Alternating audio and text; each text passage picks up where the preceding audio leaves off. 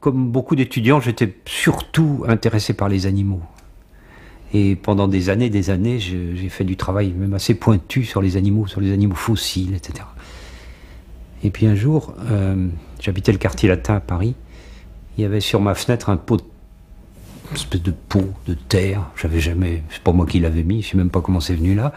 Et puis un matin, j'ai vu une plante qui sortait, et je m'en suis pas occupé, elle a grandi, elle a fleuri, elle a donné des graines, elle s'est ressemée, il y en avait une douzaine. Et ça m'a paru, c'est une chose qui m'a profondément marqué. Je suis devenu botaniste à ce moment-là. Je me suis dit, les animaux, c'est charmant, on peut s'identifier avec eux, mais tout de même, il faut les soigner, il faut les nourrir, il faut nettoyer leur cage. Tandis que cette plante, c'était l'image même de l'autonomie complète, de la totale liberté. Ça m'a énormément frappé. Je me suis dit, s'il y a quelque chose de merveilleux dans la vie, c'est ça. C'est que ça arrive à tout faire sans que personne ne s'en occupe. C'est l'autonomie absolue.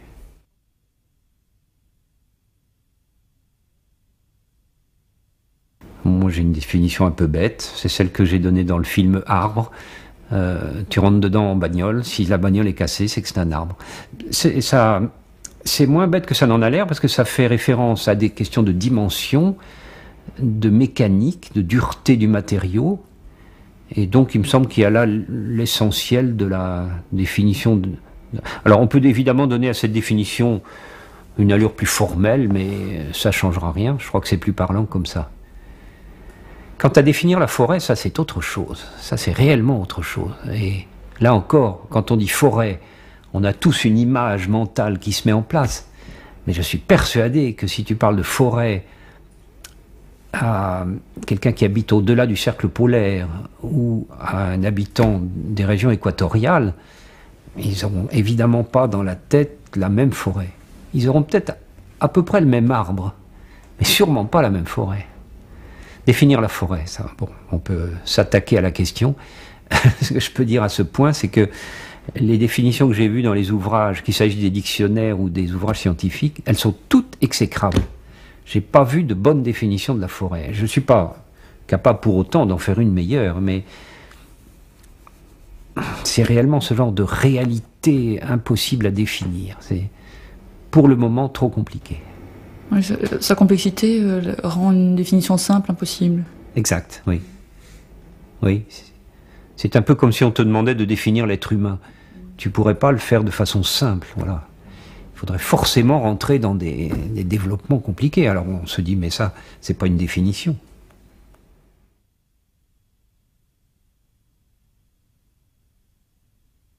À toutes les époques, les gens ont été frappés par la ressemblance entre l'arbre et l'être humain. On dit par exemple étêter un arbre, n'est-ce pas? Lui couper la tête, c'est rigolo, il n'y a pas de tête dans un arbre. Mais comme c'est le haut, eh bien, on assimile ça à la tête humaine.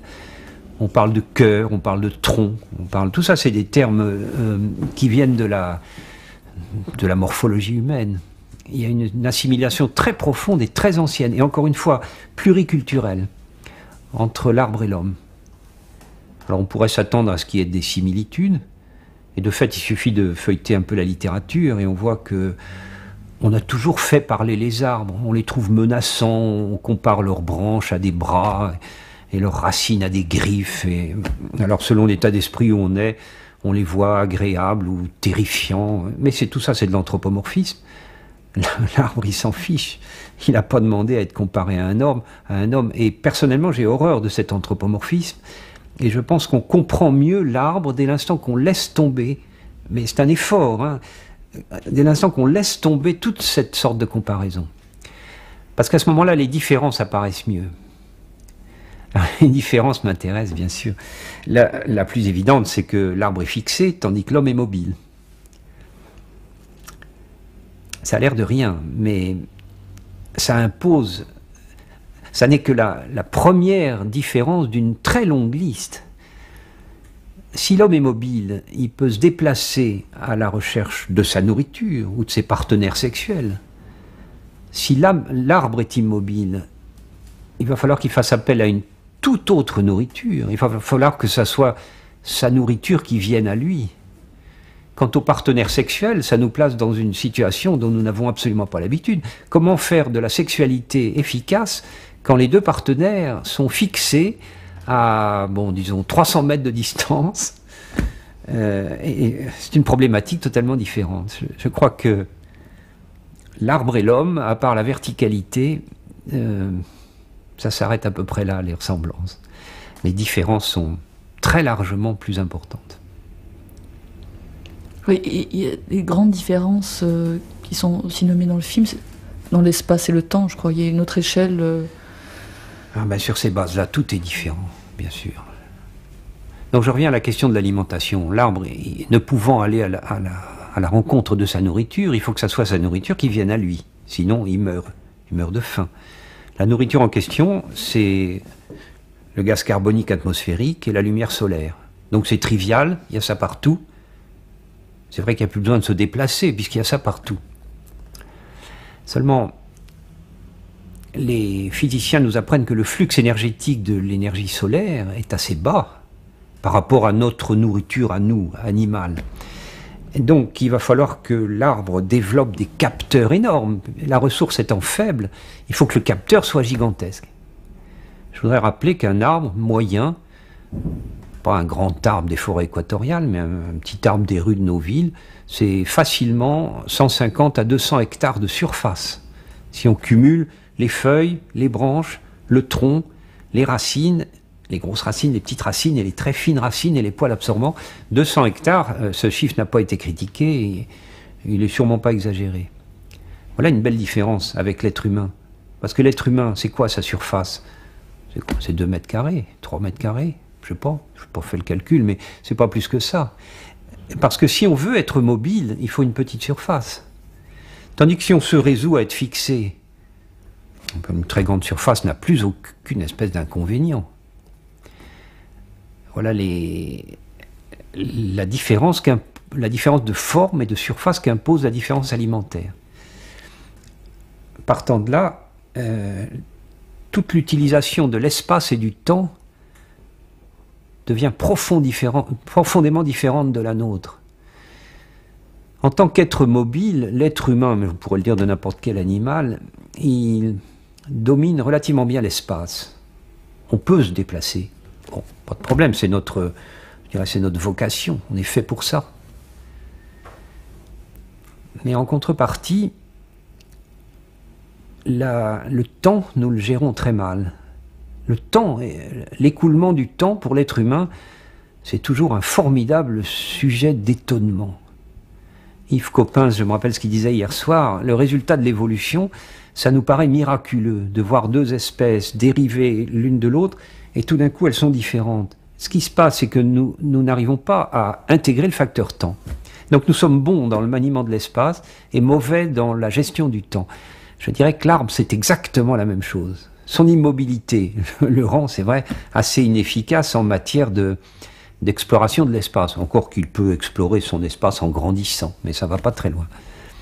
Par contre, la gestion du temps, alors ça, c'est vraiment son affaire. Les arbres sont les plantes en général, les arbres peut-être plus particulièrement, sont des véritables champions de la gestion, de la compréhension, de l'utilisation du temps. À un point qui, à la limite, nous mettrait presque dans l'embarras.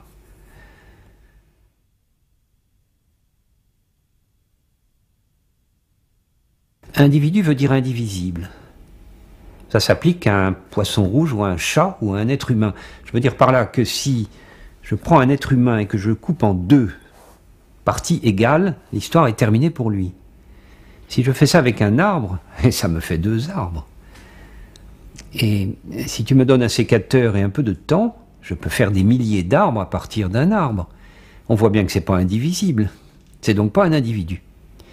Ça, c'est une première partie de la réponse. Il y a une autre partie qui est l'homogénéité génétique qu'on associe habituellement à l'idée d'individu. Maintenant, on sait qu'il y a plusieurs génomes dans le même arbre. Donc c'est une raison supplémentaire de ne pas les considérer comme des individus. Bien que ça soit, je suis d'accord, bien que ça soit très habituel. Les gens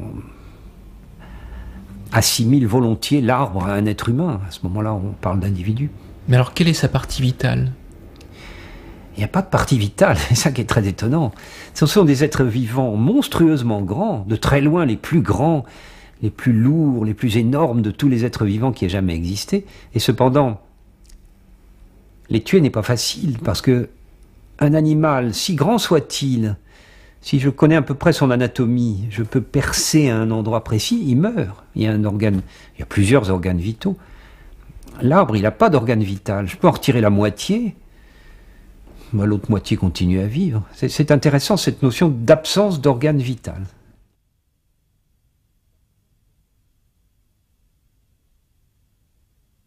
On se demandait tout à l'heure si l'arbre était un individu. La réponse, je crois que je l'ai dit, non, ça n'est pas un individu. Mais alors qu'est-ce que c'est?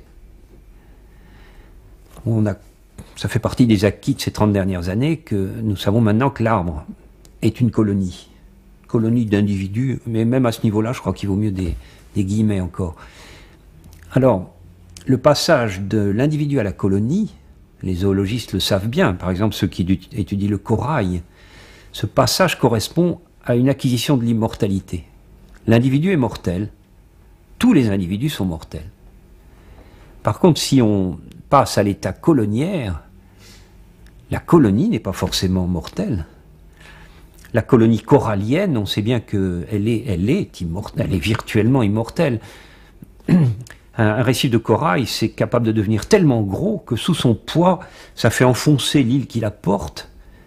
Mais il n'empêche que le corail continue à pousser par en haut, de manière à se maintenir dans la zone bien éclairée de la mer. Et donc, c'est des organismes vivants qui sont capables de passer des époques géologiques entières, tout en restant vivantes. Eh bien, pour l'arbre, c'est la même chose. La colonie arbre, il faut la considérer comme virtuellement immortelle. Attention, ça ne veut pas dire que les arbres ne meurent pas, bien sûr, tout le monde sait bien qu'ils meurent.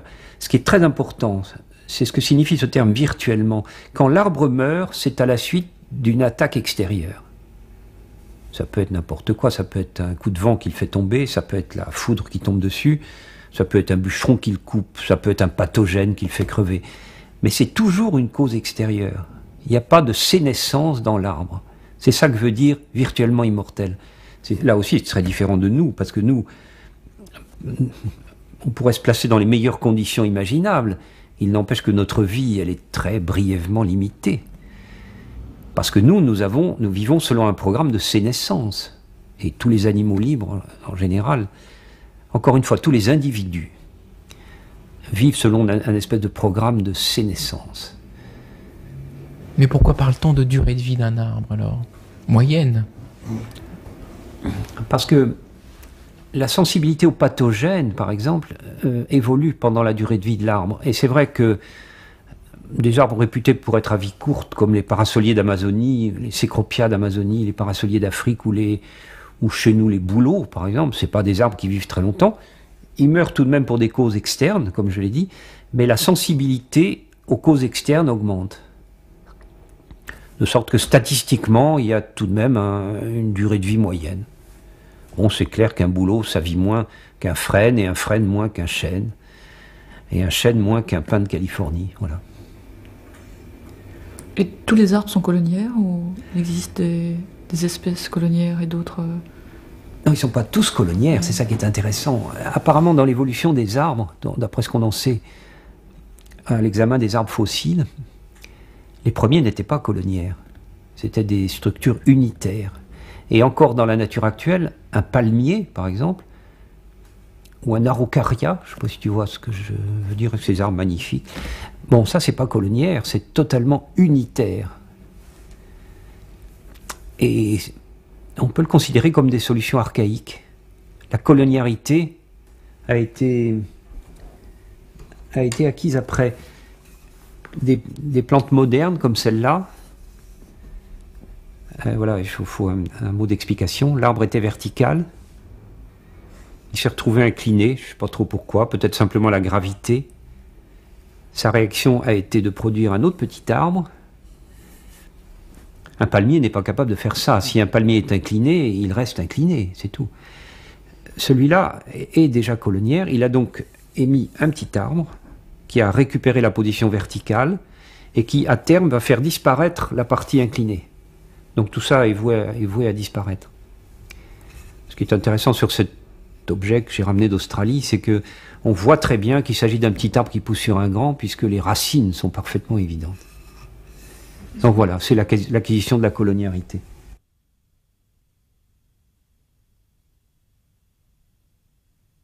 Bon, alors comment est-ce qu'il fait l'amour, entre guillemets? Eh bien, il est fixe, je me répète. Et les deux partenaires sont fixes. Ils peuvent, à la limite, même pas se voir. Il leur faut donc un entremetteur, un vecteur. Alors, il y en a un qui leur vient, encore une fois, je suis moi-même très anthropomorphique, il y en a un qui leur vient à l'idée immédiatement, c'est le vent. De fait, il y a beaucoup de plantes, beaucoup d'arbres notamment, qui utilisent le vent pour amener les cellules sexuelles de l'un jusqu'à l'autre. L'ennui, c'est que le vent n'est pas sélectif. La plupart de ces cellules sexuelles, elles vont tomber sur des parkings ou dans la rivière et c'est perdu. La seule manière de contrer ça, c'est de produire un nombre astronomique de ces cellules sexuelles, de sorte que statistiquement, il y en a tout de même quelques-unes qui vont aller jusqu'au partenaire. Il y a un vecteur qui est beaucoup plus astucieux. C'est de faire appel à l'animal. Parce que lui, il est mobile. Alors, donc cet animal, il faut l'attirer pour qu'il se charge des cellules sexuelles. Comment fait-on pour attirer un animal? Ben, il y a une solution très simple, c'est de l'appâter par un aliment, ou l'espoir d'une récompense alimentaire. Ça, avec les animaux, ça marche à tous les coups. Je dis, mais l'être humain aussi, hein, je ne distingue pas l'être humain des autres animaux. Moi, quand je vois mes étudiants qui montent dans un arbre pour cueillir des abricots, ben, ça me fait marrer, je leur dis... Allez-y, c'est bien, mais vous faites exactement ce que l'arbre attend que vous fassiez de vous. Ça les refroidit un petit peu, ça. Bon, bref, l'arbre sait comment attirer l'animal. Il attire cet animal par des formes séduisantes, c'est les fleurs, par des couleurs qui sont belles. Là, ça reste encore assez intellectuel, c'est beau, c'est attirant. Mais finalement, la motivation, elle est alimentaire. L'animal, il sait très rapidement, parce qu'il est capable d'entraînement et d'apprentissage, il sait très vite que s'il vient vers cette fleur-là, qui a cette forme, et s'il cède à ce parfum qui lui plaît, eh bien, il aura une récompense alimentaire. Il n'a pas besoin de très longtemps, il sait que ça va marcher. Et il a effectivement une récompense alimentaire, c'est le nectar des fleurs, et c'est un aliment superbe, il faut dire, sucré, avec un goût extraordinaire. Nous-mêmes, nous pouvons l'éprouver avec le miel, d'une certaine manière. Donc l'animal vient. Il transporte les cellules sexuelles de l'arbre. Mais je peux garantir, je peux affirmer qu'il n'en sait rien. En tout cas, ce n'est pas pour ça qu'il est venu. Ce transport des cellules sexuelles, ça vient en plus. Quoi qu'il en soit, il sort de cette fleur, mais il a toujours faim. Les animaux sont comme ça, ils ont toujours faim.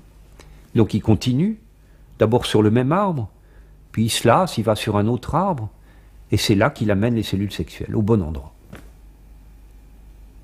Alors ce qui se passe après, c'est que, une fois que la fécondation est réalisée, il importe que l'animal s'en aille, parce qu'il y a un moment où le fruit, les graines d'abord, le fruit ensuite se forme doucement, mais interviendrait-il à ce moment-là que ça serait la catastrophe? Il va détruire quelque chose qui n'est pas mûr et qui n'est pas fait pour être dispersé. Donc on n'a plus besoin de lui provisoirement. Qu'est-ce qu'on fait? Eh bien la plante fait des fruits verts, ils sont effectivement verts, de sorte qu'on ne les voit plus. Un fruit vert, ça dit bien ce que ça veut dire. Ils sont parfois couverts d'épines, ils sont parfois extrêmement astringents, le goût n'est vraiment pas attirant. Bon, donc les animaux se désintéressent de la situation. Seulement, c'est pas fini. Il va y avoir un moment où le fruit étant mûr, on va à nouveau avoir besoin de l'animal pour disperser les graines. Parce que si on ne les disperse pas, qu'est-ce qui va se passer? Le fruit, il va tomber avec la gravité, il va s'écraser au pied de l'arbre, et les graines vont germer au dernier endroit où il faut qu'elles germent, c'est-à-dire au pied de l'arbre mère. Ça, sur le plan de la géographie de la vie, ça n'a aucun intérêt. Il faut donc les disperser. Là aussi, on peut faire appel au vent, mais ça ne marche pas non plus très bien. On fait plutôt appel aux animaux, à nouveau. Donc il faut, après l'avoir chassé, cet animal, il faut à nouveau l'appâter, le faire venir. Là, la technique est belle, c'est des fruits dont la forme est sympathique. dont la couleur est alléchante. Quand on les ouvre, le parfum est délicieux. Et donc l'animal, il vient à nouveau. C'est pas le même animal que pour transporter les gamètes, les cellules sexuelles, mais c'est un autre animal. Il vient, il mange, puisqu'il a toujours faim. Il avale les graines descendent dans son tractus digestif et il les disperse dans la nature, mais très loin, puisqu'il est mobile. Et, je ne voudrais pas être discourtois, mais pour moi l'animal, il est manipulé dans cette histoire. Il est manipulé. Parce qu'à chaque fois, sa motivation est alimentaire, et à chaque fois, on lui fait faire par derrière des choses dont il n'a même pas conscience. On fait fonctionner son insu. Et ça me fait irrésistiblement penser à une vicomtesse britannique. Je ne sais pas pourquoi je l'imagine britannique, un peu sélecte comme ça. Elle ne peut pas bouger, elle est infirme, elle est dans son fauteuil, un peu comme moi maintenant, et elle fait venir son laquais. Alors, apporte-moi du thé et des scones. Alors, le type vient. Bon, retire-toi, j'ai plus besoin de toi pour l'instant. Bon, puis après un moment, il faut qu'il revienne parce qu'il faut desservir et chasser les miettes. Alors, reviens. Alors, le type revient. Et puis, voilà, j'ai l'impression que les animaux là-dedans, bien qu'ils aient un cerveau et que la plante n'en ait pas, ils sont un peu les laquais. Ils sont un peu manipulés par la plante. Et le fond de l'affaire, je crois que c'est un conflit entre la gestion du temps et la gestion de l'espace. L'animal, il gère l'espace, je l'ai dit, mais il ne sait pas gérer le temps. La plante, elle ne sait pas gérer l'espace puisqu'elle est immobile, mais elle a une gestion du temps, une espèce de jouissance du temps qui est finalement victorieuse par rapport à ceux qui gèrent l'espace. Et je suis désolé, mais j'ai l'impression que l'animal, et même l'être humain, je parlais de mes étudiants tout à l'heure, ils sont manipulés dans l'affaire. Donc, sans cerveau, nous sommes dominés par un autre être vivant qui n'a pas de cerveau, mais qui nous roule dans la farine.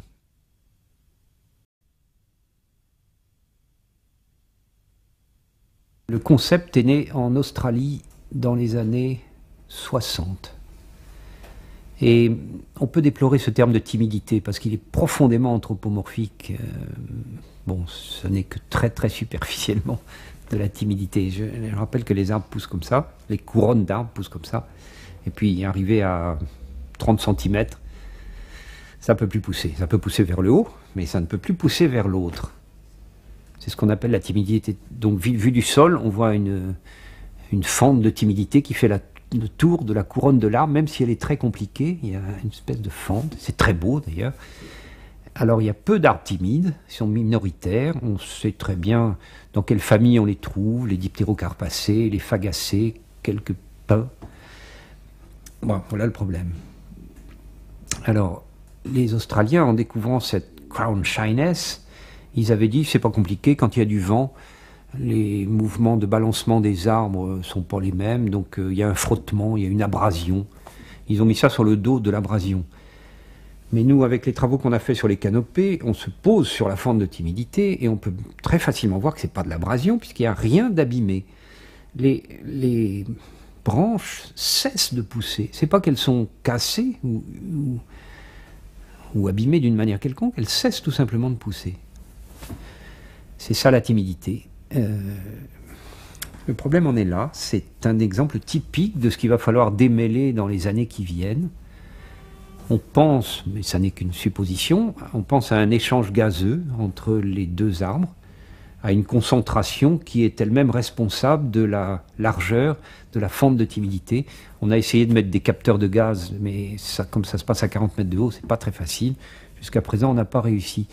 Alors, il faut savoir aussi que à cette timidité aérienne correspond une éventuelle timidité racinaire. Il y a des arbres qui ne veulent pas mélanger leurs racines. Mais où ça devient drôle, c'est que l'observation de la partie aérienne ne permet absolument pas de dire si les racines vont être timides ou pas. Il y a des arbres qui sont très timides en haut et pas du tout timides en bas. Et puis il y a des arbres qui sont, au contraire, ça a été montré par des Canadiens, ils sont très timides en bas, les racines ne s'approchent pas les unes des autres, mais par contre en haut c'est très libéral. Donc il y a toutes les situations possibles.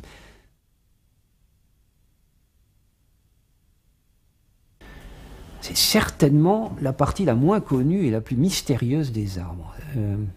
On a acquis beaucoup de choses sur la partie visible, aérienne. Depuis, bon, on a toujours beaucoup étudié les parties aériennes. Les racines des arbres, c'est quelque chose de totalement mystérieux.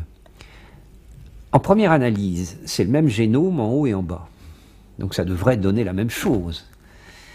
Mais il n'y a pas de feuilles sur les racines, il n'y a pas de chlorophylle. C'est donc totalement incapable d'autonomie. Il n'y a pas de sexualité dans les racines. Jamais, il n'y a pas la moindre trace de sexualité dans aucune racine. Et puis il y a cette étonnante tendance qu'elles ont à descendre. Jusqu'où, on ne sait pas. Elles ont toujours tendance à descendre. Donc le même génome, qui est le génome de l'arbre, même s'il y a des variants, mais ça c'est une autre affaire, le même génome donne deux solutions, je dirais, diamétralement opposées. Les racines, c'est vraiment de très loin ce qu'on connaît le moins. C'est grave parce qu'en fait, un arbre, c'est surtout souterrain. La partie qu'on voit, c'est une espèce de partie émergée de l'iceberg, c'est une espèce d'efflorescence que certains qualifient de bactérienne, puisque les chloroplastes seraient des bactéries. C'est pas idiot du tout. C'est une espèce d'efflorescence bactérienne installée sur une formidable base souterraine, racinaire, de laquelle nous ne savons finalement pas grand-chose. Un arbre ne se nourrit pas par ses racines. Il se nourrit en eau par ses racines. Mais encore pas totalement. Une partie de son alimentation en eau peut aussi provenir de ses aisselles foliaires. L'essentiel de l'alimentation en eau vient des racines. Et bien entendu, ce qui se dissout dans l'eau, c'est-à-dire pas mal de minéraux, pas mal aussi de petites molécules organiques dont on sait maintenant qu'elles rentrent dans le système racinaire. Mais il ne faut pas perdre de vue que dans l'énorme masse que constitue un arbre, le poids, l'essentiel du poids, l'essentiel de la masse vient de l'air, pas du tout du sol. On peut faire l'expérience très simple de planter un arbre dans un pot. Eh bien, il va devenir très grand, éventuellement très lourd, et la masse de terre reste la même. C'est une masse, c'est ça qui m'avait fasciné au début. La masse de cet organisme, elle provient de l'air. Est-ce pas étonnant? Et alors, les problèmes de croissance, quand on y réfléchit, encore quelque chose d'incompréhensible, même pour le spécialiste. Le tronc d'un arbre, c'est tout de même quelque chose de très dur, c'est du matériau dur, on est tous d'accord. Ça grossit, et nous savons que ça grossit par injection de matériaux durs dans du matériau dur. C'est presque surréaliste.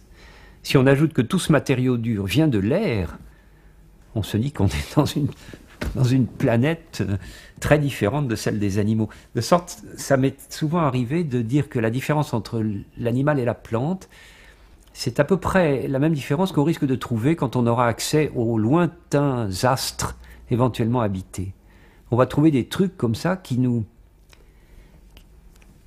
non, c'est plus que nous surprendre, ça sera une problématique complètement différente. Quelque chose d'inimaginable, voilà. Je pense qu'avec les animaux, on ne peut pas imaginer les plantes. C'est trop différent.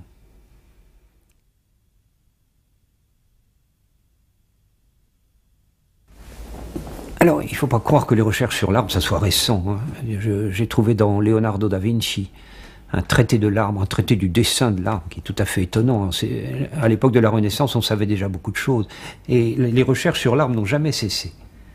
Donc c'est une espèce de constante, de curiosité de l'être humain vis-à-vis de l'arbre. Cependant, ça je peux l'attester, depuis les années 70, 70, pardon, l'arbre, on a plus appris dessus que dans les siècles précédents. On a appris par exemple qu'il fallait abandonner l'idée d'individu et adopter l'idée d'une colonie. On a accédé à cette question de l'immortalité potentielle ou virtuelle liée à la coloniarité. On a appris, par exemple, qu'il y avait une marée dans les arbres, ça c'est tout récent, ça date de 4-5 ans. J'en dis un mot, je voudrais juste rappeler qu'il y a beaucoup d'eau dans un arbre, de l'eau qui vient du sol, encore une fois, et que cette masse d'eau est suffisante pour que la marée s'exerce, mais surtout qu'elle soit mesurable. La marée, bien entendu, elle s'exerce même dans un verre d'eau, c'est évident. Seulement, les variations sont tellement faibles qu'on ne peut pas les capter. Les capteurs ne sont pas assez sensibles. Il se trouve que l'arbre, c'est un volume d'eau suffisant pour que nos capteurs actuels soient suffisamment sensibles pour capter la marée. Alors, ça se traduit par un rétrécissement du tronc et une augmentation du tronc de quelques microns. Mais ce qui est intéressant, c'est de voir que ça se fait exactement en phase avec les marées sur le littoral. Le Bureau des longitudes est capable de nous faire un annuaire des marées, même très loin de la mer. Eh bien, on va retrouver les marées hautes, les marées basses, les marées hautes, les marées basses. Et plus intéressant, on retrouve les vives eaux, où la Terre et le Soleil tirent en même temps. La Lune et le Soleil tirent en même temps sur la Terre. Et puis les mortes eaux, où la Lune et le Soleil ont plutôt tendance à se contrarier. Donc il y a maintenant une marée dans les arbres. Voilà. Alors, il reste beaucoup de questions aussi, hein. On a fait beaucoup de progrès, mais il reste d'énormes questions. L'une qui me vient à l'esprit, c'est comment l'arbre utilise-t-il cette marée? Pour un biologiste, c'est impensable qu'un effet comme celui-là n'ait pas été utilisé par la biologie. Je suis prêt à parier que l'arbre tire parti de cette marée, mais pour l'instant, nous ne le savons pas. La question du génome aussi. Nous étions partis sur les arbres avec des idées zoocentriques. Le génome de l'arbre, il devait être comme le génome humain ou comme le génome des animaux, c'est-à-dire un génome du haut en bas de son organisation, comme moi j'ai un génome depuis la plante de mes pieds jusqu'au sommet de mon crâne. Ça veut dire que toutes mes cellules, sans aucune exception, ont la même information génétique. Puis on était parti aussi sur l'idée d'une stabilité temporelle du génome, c'est-à-dire que l'arbre qu'on a devant nous, il était censé avoir le même génome que la graine qui lui a donné naissance. De même que nous avons le génome que nous avions lorsque nous étions dans le ventre de notre mère. Donc cette stabilité spatiale et temporelle, elle était considérée comme... À vrai dire, c'était même pas une question, on ne se posait pas la question, c'était comme ça. Les arbres étaient priés de se plier aux habitudes animales. Alors depuis qu'on travaille sur les canopées des forêts équatoriales, on a pu faire des prélèvements de différentes parties de la couronne d'un énorme arbre, et quand on fait l'analyse de l'ADN, on s'aperçoit que ce n'est pas le même. Il faut se rendre à l'évidence, et maintenant c'est une idée qui est à peu près admise partout, il y a plusieurs variantes du génome dans le même arbre. Ça, c'est un acquis scientifique dont on n'a pas encore fini de tirer parti. Et là aussi, il va falloir qu'on arrive à comprendre pourquoi la grande plante fait ça. Quel est l'avantage qu'elle a à faire ça? Ça va être le travail des années qui viennent. Mais les faits sont là maintenant. Est-ce que ça voudrait dire qu'elle a une capacité d'adaptation à des modifications climatiques, oui, d'environnement? Sans aucun doute, oui. Mais une curieuse capacité d'adaptation qui n'est pas non plus comparable à celle de l'animal ou de l'être humain. Mon sentiment, mais pour l'instant ça n'est qu'un sentiment, voilà, c'est pas une démonstration scientifique, c'est que la très grande durée de vie de l'arbre lui permet de traverser des époques climatiques différentes, des glaciations par exemple. S'il n'avait qu'un seul génome, il serait éliminé. Parce que le génome il est optimal pour certaines conditions climatiques, puis si ça change trop, ben, c'est pas possible.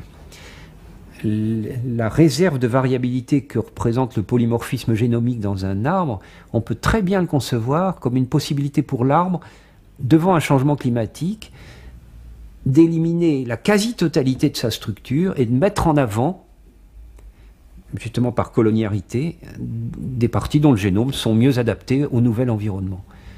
Je pense que s'ils arrivent à vivre si longtemps, c'est aussi parce qu'ils sont capables de changer de génome. Là, le point clé, c'est l'immobilité. Un animal, qu'est-ce qu'il fait si le milieu ne lui convient plus? Ben, il a la ressource de retourner et chercher un endroit qui lui convient. L'arbre, il ne peut pas faire ça, étant donné qu'il est fixe, il ne peut pas bouger, il est donc obligé de se changer lui-même, ce qui suppose un changement génétique.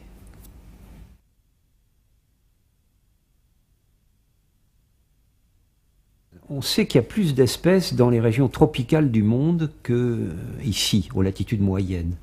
Et il y en a plus ici que dans les latitudes très élevées, à proximité des pôles. Les scientifiques se sont encore nombreux à se demander pourquoi il y a plus d'espèces sous l'équateur? C'est pas évident, hein, c'est pas du tout une question simple. Une des réponses, c'est qu'il y a dans les régions équatoriales une formidable source d'espèces, animales et végétales, mais alors c'est quelque chose qui va très vite et qui est extrêmement productif. Eh bien cette source d'espèces, c'est là que je réponds à ta question, cette source d'espèces, c'est l'interface plante-animale. C'est ce qu'on appelle maintenant la coévolution. Ça, c'est quelque chose d'extraordinaire qui avait été pressenti par Darwin, apparemment, par Lamarck également, par Dobzhansky plus récemment, et puis c'est maintenant confirmé par les généticiens de l'école la plus en pointe. Ça fonctionne comme ça. Une plante, elle met en place des défenses biochimiques pour ne pas être mangée par l'animal. Ça marche un certain temps. L'animal lui fiche la paix. Et puis l'animal change de manière à devenir capable d'utiliser la plante malgré ses réserves biochimiques dissuasives.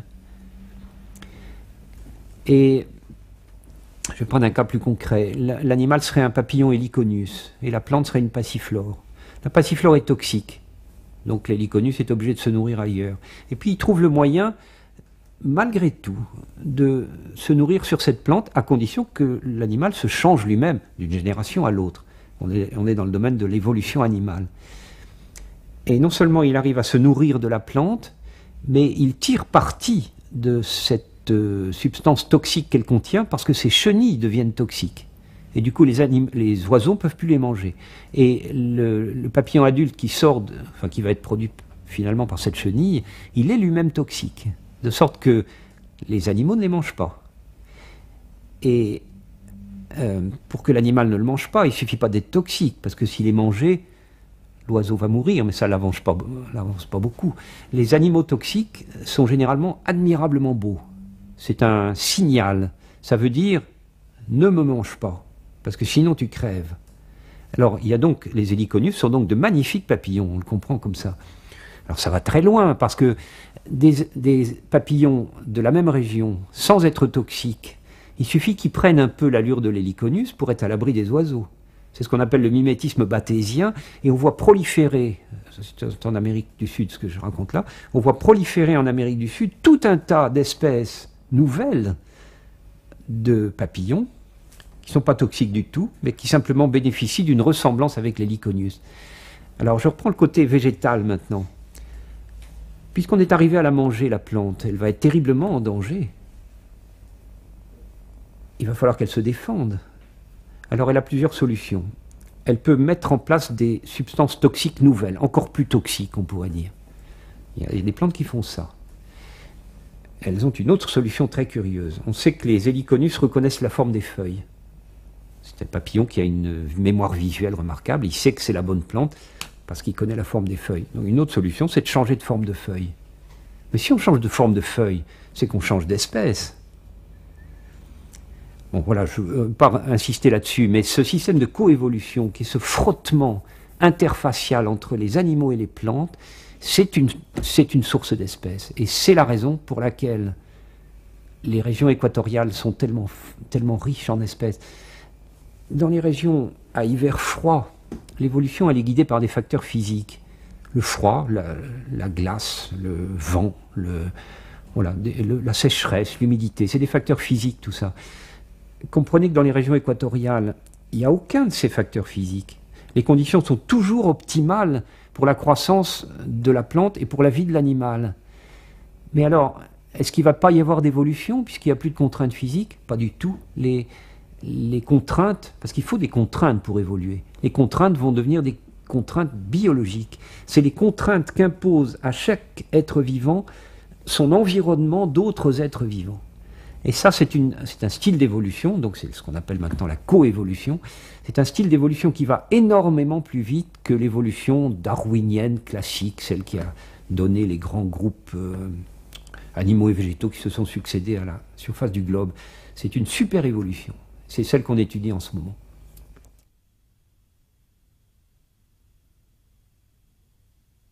On sait maintenant que les arbres communiquent entre eux, oui. Et c'est vrai que mon collègue Van Hoven, l'université de Pretoria, c'est ça? Pretoria, oui. Il a été invité à Montpellier pour un colloque sur l'arbre, et il nous a stupéfaits avec cette histoire-là. Je la rappelle brièvement. Ça se passe en Afrique du Sud, dans des savanes herbacées, avec comme seul arbre des acacias, carou, acacia carou. Et alors, cet acacia, comme la plupart des légumineuses, sont extrêmement recherchées par les grands mammifères, que ce soit les girafes, ou que ce soit les koudous, les tragélophus, les grandes gazelles, qui sont habituelles dans ces régions. Bon, donc la gazelle arrive, le koudou arrive, et elle commence à manger les feuilles de l'acacia. Et les gens le savaient depuis longtemps, et ils mangent très peu. Ils mangent très peu. Puis évidemment, il a encore faim, mais cet arbre-là, il le quitte. Et il va essayer sur un autre arbre. Il mange là aussi très peu. Pourquoi, à vrai dire? Si cet animal a tellement faim, il pourrait manger totalement cet acacia carou. C'est ce que je fais moi avec un beefsteak, tout simplement. J'en laisse pas la moitié. Ça a été un des points de départ du travail de Van Hoven.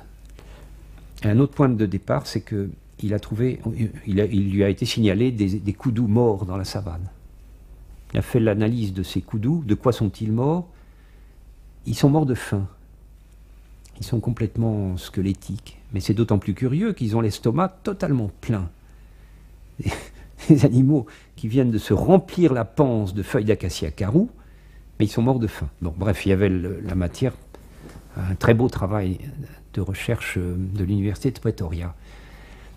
Alors, sa première remarque, c'est que quand le koudou, après avoir mangé, quitte l'acacia pour chercher un autre acacia, il ne va pas n'importe où, il remonte le vent. Ça a été, je crois, le point de départ de la découverte. S'il remonte le vent, c'est probablement parce que s'il descendait, il trouverait des acacias qui ne lui conviennent pas. Alors, l'analyse chimique a été très vite faite. En remontant le vent, on trouve des acacias normaux, qui sont donc convenables comme nourriture. Si on descend le vent, on trouve des acacias hyper astringents.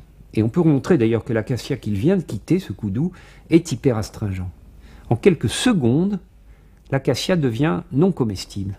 C'est pour ça qu'il ne prend que quelques bouchées dessus. Mais ce qui est étonnant, c'est que ces quelques bouchées, ce traumatisme que représente la prédation par le koudou, ça met en place des mécanismes biochimiques assez simples d'ailleurs, et ça se traduit par une sécrétion d'éthylène, un gaz qui donc descend le vent, et les acacias carou qui sont sous le vent, eh bien, ils sont prévenus et ils deviennent astringents. Et c'est pour ça que, pour trouver de la nourriture valable, le koudou est obligé de remonter le vent. Les arbres communiquent entre eux. On sait maintenant que cette communication ne se fait pas uniquement au sein de la même espèce. L'acacia carou est capable d'avertir des arbres qui ne sont pas des acacias carou. C'est là qu'il apparaît une espèce de société des arbres. Et c'est un des plus beaux et des plus anciens exemples de communication interarbre indiscutable. Or, on peut expérimenter là-dessus. On peut remplacer, c'est ce qu'a fait Van Hoven, il a remplacé le koudou par des étudiants à lui, qui ont été chargés, ils étaient armés de ceintures, et ils ont frappé l'arbre comme ça, donc causant des traumatismes. Donc il y a eu également l'émission d'éthylène, et les arbres sous le vent étaient devenus impropres à la consommation. L'arbre, en plus, prévient l'animal du danger. Ouais, c'est très étonnant. Effectivement, on a l'impression que l'acacia carou ne veut pas se débarrasser définitivement du koudou. L'acacia tolère une petite prédation, mais il ne tolère pas que cette prédation dépasse certaines limites.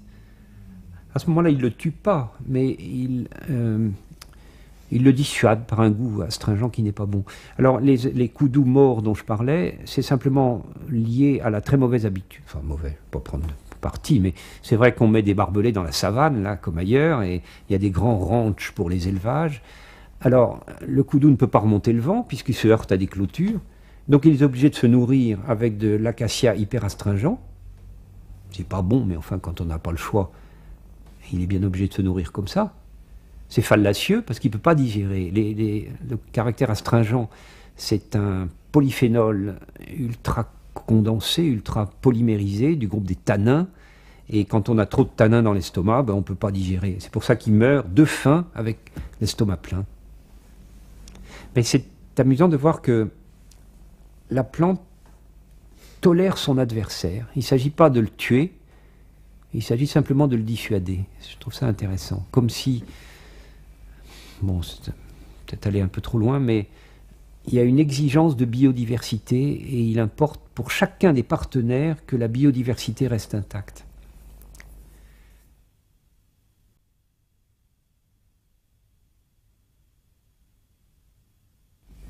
Je me rappelle ça comme un choc. J'étais furieux de cette histoire. Je ne sais pas si vous vous souvenez, mais c'était les années 60, je crois. Il y a eu un mouvement. On voulait arrêter l'exploitation de l'ivoire animal, parce que c'était évidemment tuer ces pauvres éléphants. Et on nous présentait comme une victoire écologique qu'à la place, on allait utiliser l'ivoire végétal. Je me suis dit, c'est bien gentil, mais les arbres qui produisent l'ivoire, qui sont des petits palmiers amazoniens, ils sont tout aussi précieux que les éléphants. Ils sont encore plus menacés, puisque c'était des forêts du pied des Andes qui ont disparu depuis, hélas.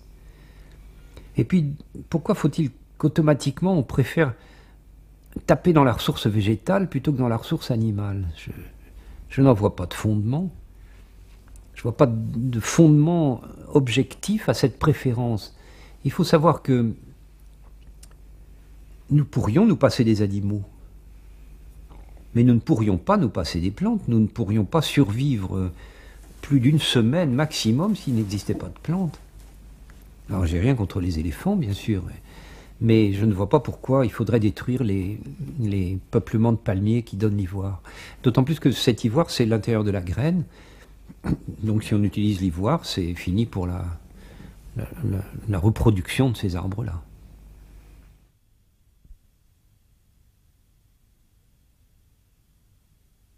Le seul adversaire de la forêt, c'est l'homme. Il n'y en a pas d'autre. Il n'y en a pas d'autre. J'ai dit ça récemment à un colloque à Roisey sur la tempête de 99. Les gens ont poussé des cris. Ils m'ont dit, mais il est évident qu'il y a un autre adversaire de notre forêt de Roisey, c'est le vent. Ça, il est vrai que ça a cassé 90% de leur forêt. Mais j'ai dit non, pas du tout. C'est qu'encore une fois, vous êtes dans un temps animal. Mais si vous adoptiez le temps de l'arbre, vous verrez que ce n'est pas un adversaire, ce coup de vent. C'est au contraire un extraordinaire allié. Est-ce qu'un arbre casse le jour de cette nuit de décembre 99? Est-ce qu'il y a un arbre qui est cassé? C'est que ses fibres n'étaient pas assez solides, n'étaient pas assez longues. Est-ce qu'un arbre a été ce jour-là déraciné? C'est que son système racinaire n'est pas bon, tout simplement. Qu'est-ce qu'elle a fait, cette tempête? Elle a sélectionné les arbres qui étaient bons, ceux dont les fibres étaient solides, et ceux dont le système racinaire était suffisamment puissant, ceux dont les rameaux étaient suffisamment souples. Il reste seulement ceux-là. Et alors, l'avenir est à nous. C'est ceux-là qui vont se croiser. Et dans la suite, dans la descendance, eh bien, il n'y aura plus que des arbres. Enfin, il y aura une plus forte probabilité pour qu'il y ait plus d'arbres à fibres longues et solides, à enracinement puissant et à rameaux souples, à condition d'abandonner le temps animal et humain et d'adopter le temps de l'arbre. On voit que c'est un formidable allié, ce coup de vent. Bon, ça ne les a pas convaincus, hein, parce qu'ils avaient perdu leurs beaux arbres autour de chez eux. C'est pas très gentil de dire aux gens que finalement c'était bénéfique. Je m'en rends compte. Mais encore une fois, c'est un conflit entre le temps animal et le temps végétal, ça.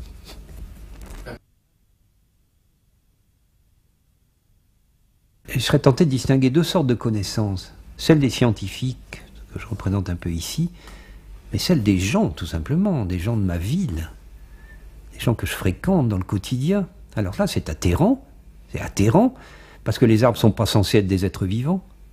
On me dit, mais pourquoi seraient-ils vivants? Ils ne bougent pas, ils ne font pas de bruit. On voit bien qu'ils ne sont pas vivants. Je me rappelle oh, c'était drôle ça, c'est le responsable de l'environnement à Total en Bolivie. Un matin, on était en forêt, bassin amazonien bolivien, et je mets une corde entre deux arbres pour faire sécher mon pantalon. Il me dit, attention, les arbres poussent vite ici, donc ta corde elle va monter.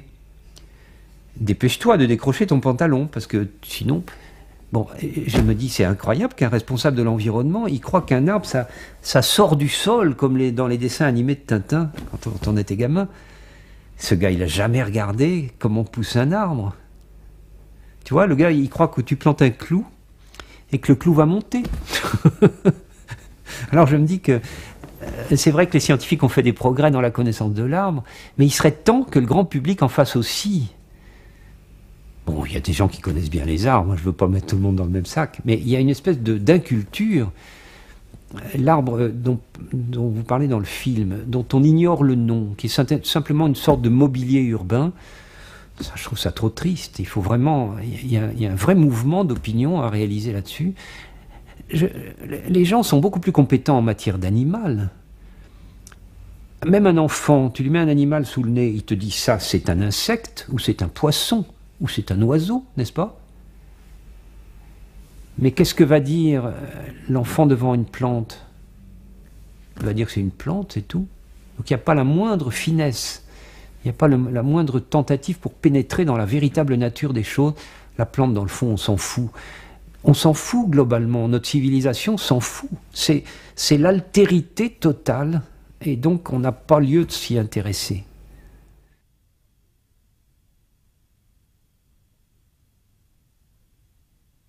J'ai le sentiment extrêmement fort depuis très très longtemps que le langage scientifique ne suffit pas pour rendre compte de la réalité. Moi, en tant que scientifique, j'utilise le langage scientifique, c'est bien normal. Et à chaque moment, je me dis, bon, c'est la limite ça, on ne peut pas dire plus que ça.